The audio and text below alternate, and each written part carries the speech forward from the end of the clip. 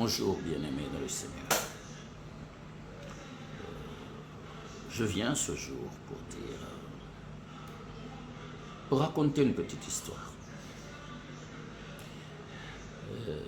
Mais c'est une histoire qui touche à la foi. Ouais. Hier, alors que dans l'intimité de la famille, mon téléphone n'a pas de secret, il est à la portée de tous, surtout mes enfants. Il a plu que certaines photos de moi, certaines vidéos, des blagues soient publiées sur mon statut. Mais j'ai été étonné de lire une personne qui est sûrement en train de me suivre aujourd'hui, qui est dans le Katanga, par respect, je tais son nom. Et ses amis savent qui elle est parce qu'elle a sûrement raconté à ses amis. Ou les internautes ont lu sa réaction.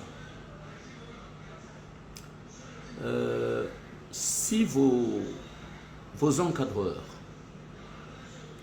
à qui vous donnez des titres et appellations, vous disent qu'ils sont saints, je vous rappelle que la Bible dit « Nul n'est saint, tous sont privés de la gloire de Dieu ». Sanctifions-nous chaque jour. Quand je regarde la vie courante, la foi, elle est esprit, elle n'est pas charnelle. Si la foi était charnelle, Jésus serait encore au milieu de nous dans la chair. Il a porté la chair afin que les charnels comprennent le langage de Dieu au travers un homme. Car pendant des générations, ils ont refusé d'écouter le langage de Dieu. Parce que pour eux, c'était des petits signes, c'était juste de la chaleur. Jusqu'à ce que Christ vienne pour le salut des nations.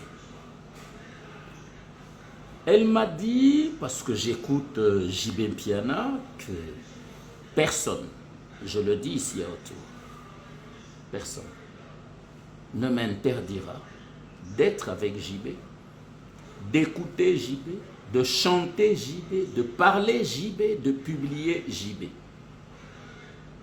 En tout cas, pour ma part de foi, je ne vois pas en quoi je pêche. Parce que lui aussi, JB Mpiana est chrétien. Quoi que vous disiez, quoi que vous dites, quoi que vous fassiez, quoi que vous faites, moi, j'aime JB. J'aime sa musique. Et je partage mon temps. Il y a aussi d'autres musiciens que j'apprécie. Cette sœur m'a dit, es-tu homme de Dieu ou es-tu un pied dedans, un pied dehors? Ah, j'ai rigolé. Laissez-moi rire encore.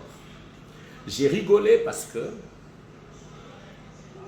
les habits qu'elle porte, les bijoux qu'elle porte, la voiture qu'elle conduit, les avions qu'elle monte, l'argent qu'elle gagne, n'est-ce pas? L'eau qu'elle boit, l'alcool qu'elle consomme, la nourriture qu'elle mange dans les restaurants, et elle et son loin de Dieu, si je peux l'appeler ainsi, c'est elle qui sait, ne sont ni propriétaires du restaurant où elle mange, n'ont aucune usine du savon qu'elle utilise pour se laver. Je ne suis même pas sûr que les vêtements qu'elle porte sont des tissus inventés par un homme de Dieu. La maison où elle vit, l'architecte, c'était peut-être un athée. Tu bois du jus, ce n'est pas un chrétien qui le fabrique. Tu manges le pain, ce n'est pas un chrétien qui le fabrique. Tu prends de l'eau dans des bouteilles qu'un chrétien, dont un non-chrétien a fait l'usine. Tu prends l'argent sur laquelle il n'y a pas la photo du Christ, ni la signature, ni l'empreinte de Jésus. Tu montes dans des avions qu'aucun chrétien n'a fabriqués. Et plus encore, ce n'est même pas la compagnie d'un pasteur. C'est de l'hypocrisie. Vous qui vous dites chrétien, vous devez arrêter avec l'hypocrisie. Nous sommes dans le monde, vivons dans le monde, mais pas comme les gens de ce monde. Dans les bureaux où vous travaillez, vous allez témoigner dans l'église que Dieu vous a béni, vous avez un travail. Je ne sais pas si travailler c'est une bénédiction ou une grâce. Là où vous travaillez, vous vous battez pour des postes. Vous là, vous êtes même capable de corrompre pour être affecté à certains endroits. Mais quand moi je publie mes amis, je publie ma joie, ça n'engage que moi parce que c'est mon téléphone et c'est ma page. J'aimerais que vous puissiez me dire si Dieu vous a établi gardien, sentinelle, surveillant de mes faits et actes. Si tel est le cas, alors pour tous mes combats, battez-vous. Dans vos maisons, toutes les décorations que vous les avez achetées à l'église ou c'est des dons de l'église? Ou c'est la foi qui vous les a donnés? N'est-ce pas que vous admirez des choses que les païens vendent dans leurs magasins? Vous les amenez chez vous. Et puis vous vous dites chrétien. Mais parce que moi, Cyril, je mets des chants où j'ai été chanté par mon ami, ça devient un sujet à débat. La foi est esprit. C'est pour ça que l'esprit est en nous pour orienter la chair. Être à côté de JB, est-ce un péché? Vous devez arrêter ça. Si pour vous la sainteté, elle est matérielle, alors videz vos maisons, vos vies de tout ce que vous... Démissionnez même du travail. Parce que ce n'est pas un chrétien qui a créé notre entreprise, notre administration. Ce n'est pas un chrétien qui a sa photo sur l'argent. C'est quoi la bénédiction et c'est quoi la foi? La bénédiction, c'est la parole de Dieu lorsqu'elle impacte un domaine précis de ta vie au choix de Dieu. Elle transforme tout dans ta vie et tout marche du coup. C'est ça la bénédiction. Ce ne sont pas les matériels dont vous parlez. Et la foi, c'est quoi? La foi, c'est lorsque tu entends et ton âme est séduite, saisie, transportée et conduite par le Saint-Esprit là où Dieu veut que tu sois, non pas où toi tu veux être. Tes collègues de service sont tous chrétiens comme toi. Et es-tu réellement chrétien ou c'est un cachet qui est sur ta peau mais à l'intérieur tu es païen? Tu as jugé mes photos ou mes vidéos.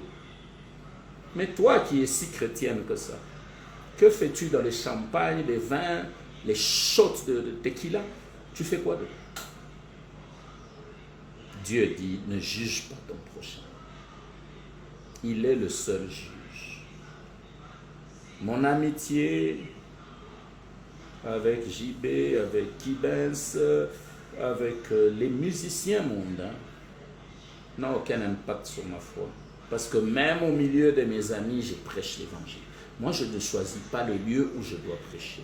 Là où je me trouve dans toutes mes conversations, Jésus-Christ est le fondement. Et ils disent tous Amen. Mais toi qui te plains, là où toi tu vas, que dis-tu de Christ? Quelle musique écoutes-tu? Que présentes-tu dans ton travail? Quel est le comportement que tu as? La chrétienté est un état d'esprit. Et lorsque l'esprit est plus fort que la chair, les signes se manifestent et tout le monde sait que l'Éternel est ton Dieu. J'ai voulu partager ça pour que beaucoup comprennent, parce qu'elle a osé peut-être parler, mais d'autres se taisent. Cyril a été appelé par l'Éternel, et ceux qui connaissent mon parcours et ma vie savent tout ce que j'ai traversé et enduré pour être ce que je suis aujourd'hui. Il y a encore des choses. Oh, je publierai encore. Je parlerai encore. Je serai encore avec lui et avec eux. C'est mes amis. On n'est pas ennemis. Dieu nous a appelés à la fois au ministère. Comment allons-nous gagner des âmes que nous ne voyons pas? Lorsque tu écoutes la musique mondaine, là, avec les autres qui se cachent, qu'il écoute quand même à la maison, parce que quand il prêche, il leur arrive de dire, tel a chanté ceci, comment il sait? Arrêtez l'hypocrisie. Craignons Dieu. Vivons humblement dans la simplicité. Tous ceux qui sont dans vos assemblées sont-ils saints? Sont-ils vraiment chrétiens? Le comportement de vos dirigeants là, face à l'argent est un comportement chrétien. Si la foi c'est l'apparence, que vos pasteurs aient des usines qui produisent des vêtements pastoraux que tout le monde va porter. Que vos prophètes fassent des usines de chaussures qu'il n'y a que les pasteurs qui vont porter parce que c'est ça la sainteté. Que vos anciens inventent des voitures et des avions dans lesquels nous allons rouler parce que pour vous c'est ça la chrétienté. Vous buvez d'Assani, ce sont les orthodoxes. Ici au Congo, c'est Psaro qui les représente. Vous mangez le pain qui la majeure partie sont des musulmans qui les produisent. Vous portez des habits que les athées produisent.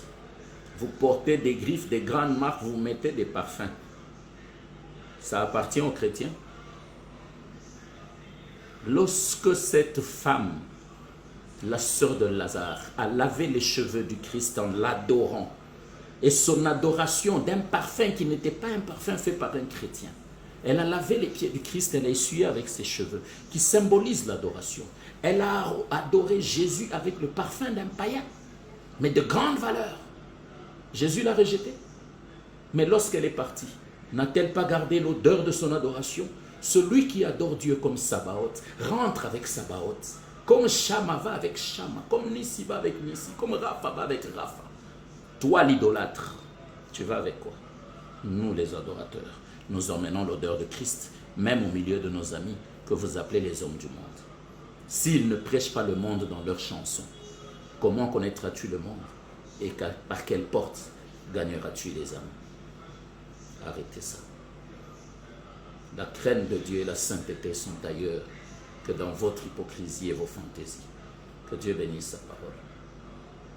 Et que cette parole apporte la lumière. Chez les orgueilleux, on s'en fout. Chez les humbles, qu'elle produise la gloire de Dieu. Que Dieu vous bénisse. Merci encore. Et bonne journée à tous.